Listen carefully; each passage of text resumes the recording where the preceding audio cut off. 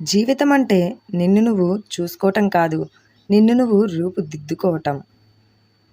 ఎదుటివారిపై పోటీతత్వం ఉండాలి కానీ, వాళ్ళను నాశనం చేసే మనస్తత్వం ఉండకూడదు. అది వారికంటే నీకే ఎక్కువ ప్రమాదం. సంపాదన కోసం వేసుకున్న వస్త్రాలు మలినం కావచ్చు, కానీ వ్యక్తిత్వం మలినం కాకూడదు.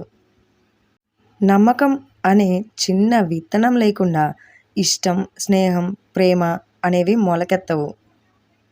మన కాళ్ళు చేతులకు ఎంత బలం ఉందనేది మనకు కష్టమొచ్చినప్పుడు, మన చుట్టూ ఎవరు లేనప్పుడు మాత్రమే తెలుస్తుంది.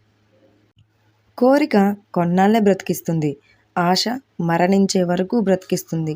కానీ ఆశయం మాత్రం చావే లేకుండా చేస్తుంది.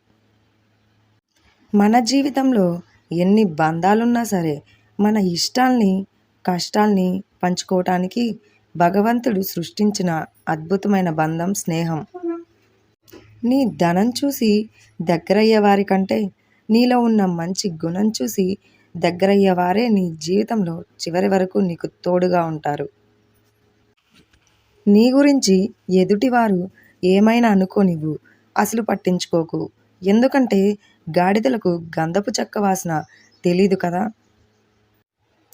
నొప్పితో పోరాడితేనే ఒక స్త్రీ అమ్మ అవుతుంది. చీకటితో పోరాడితేనే ఒక గొంగళి పురుగు సీతాకోక చిలుకలా మారుతుంది. మట్టితో పోరాడితేనే విత్తు చెట్టులా మారుతుంది. అలాగే జీవితంతో పోరాడితేనే మానవత్వం ఉన్న మనిషిలా మారతాడు. కొన్నిసార్లు నీ ప్రమేయం లేకుండానే నీ మీద నిందలు వస్తాయి. నువ్వు ప్రతీకారం తీర్చుకోవాలి అనుకోకు. ఎందుకంటే ఆ సమయంలో భగవంతుడు నీ ఓర్పు, సహనం గమనిస్తాడు. తెలుసుకో. వ్యక్తిత్వం అనేది కొంటే రాదు. నీ తల్లిదండ్రులు నేర్పితే వస్తుంది. గురువుల దగ్గర నేర్చుకుంటే వస్తుంది. కొందరికి పుట్టుకతో వస్తుంది. వస్తే చచ్చేంత వరకు నీతోనే ఉంటుంది. నీలోనే ఉంటుంది. ఎండకు ఎండదు, వానకు తడవదు. డబ్బు అనే ప్రలోభంలో అసలే పడదు. సరి అయిన మనిషిని మనస్తత్వమే ఆస్తి.